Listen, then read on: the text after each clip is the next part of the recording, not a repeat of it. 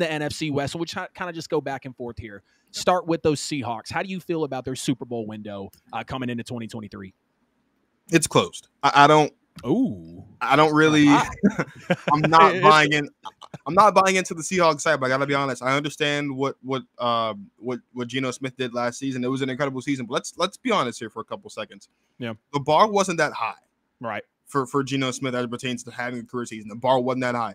When you take into consideration that the Seahawks have spent the last 2 seasons, second round picks on running backs, you take into consideration they brought in Jackson Smith and Jigba. Like, I understand who DK Metcalf is, I understand who Tyler Lockett is, but DK Metcalf's production is gonna take a hit this year. It is. Oh yeah. And defensively, as much as the talent, like, you can respect the talent, but all around, that's what we're talking about. This isn't just for me anyway.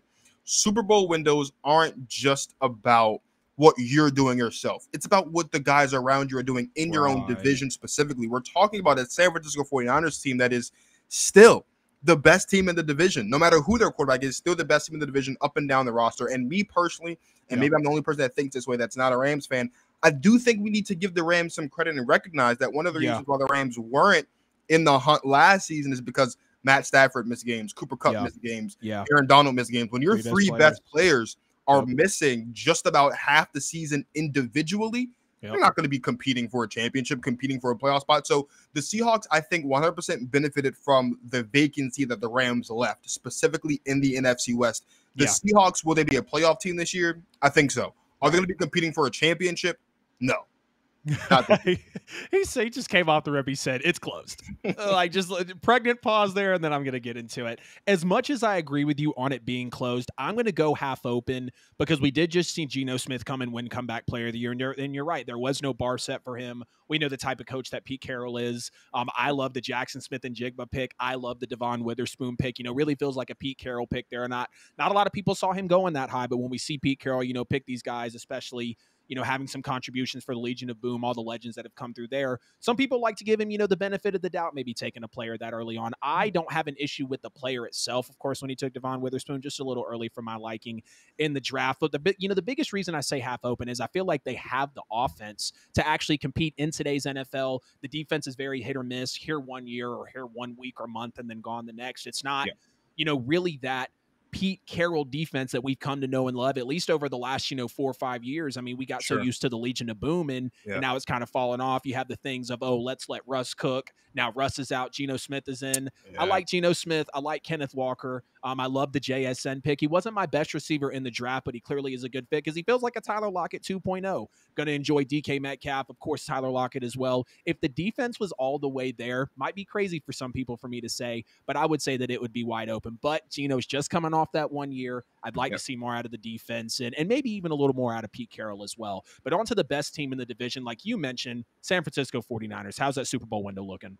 Oh, it's wide open. I mean, when you look at what the 49ers have done over the past couple of seasons, we're talking about a team that has been to, 3 of the last 4 NFC Championship games. They've been to a Super Bowl in that span as well. And this is, and I'm a Jimmy G fan, but this is with a non-top 10 fringe top 15 quarterback under center with Jimmy G. And then, of course, they had like the mixture of Jimmy G and Brock Purdy and all that stuff last season. But this is a football team that, whether it's a healthy Brock Purdy, whether it's a healthy Sam Darnold, maybe even whether it's a healthy Trey Lance, this is a team that is at best the second best team in the conference. We just saw this team last season lose to the Philadelphia Eagles. And let's be 100% honest. If it weren't for like a freak accident play early in the game with Brock Purdy's elbow, and then again with the lack of awareness, one of very few instances of not being aware of Kyle Shanahan, of challenging what was clearly an incomplete pass to Devontae Smith on the sideline. Yeah, we could be talking about the 49ers in the Super Bowl with a rematch with the Chiefs as opposed to the Eagles. So let's not forget who the 49ers are, top to bottom, when healthy, one of the best defenses in football, one of the best pass rushers. I think easily the best linebacker core. They've got the second best O-line behind the Eagles. Obviously, they have a phenomenal receiving core when you include, of course, George Kittle, and then of course they have arguably the best back, at worst, the second best back in football in Christian McCaffrey. Another season fully healthy in this system.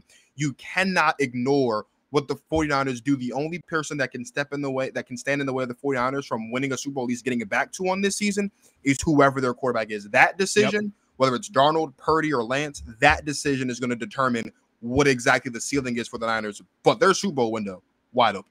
Heard that. And the last reasons you just said there about the quarterback, it's going to depend on who the quarterback is. And then you name off the 3 quarterback names. Yeah. That's the reason I'm going to say half open here. And I hear all your claims about it being wide open. We know one of the best offenses in the league when they're clicking, one of the best offensive schemes in the league when they're clicking. You can plug, it feels like, any running back into that system. I mean, we had Tevin Coleman at one point, Raheem Mostert. Those guys, I feel like, catch traction because of what they did with the Niners. You mentioned the receiving core.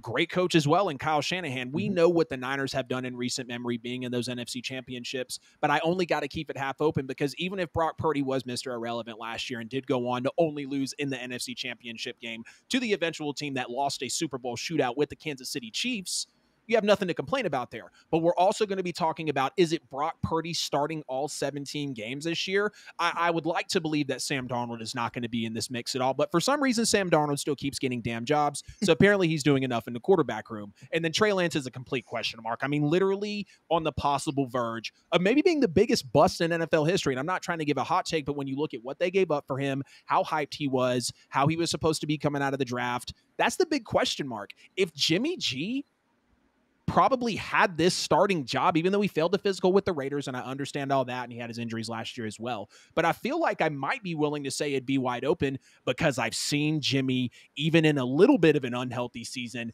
take them far, take them to a Super Bowl, be just one throw off. Gonna have to keep it halfway open there, but I like the take, man. We're starting off very polarized here.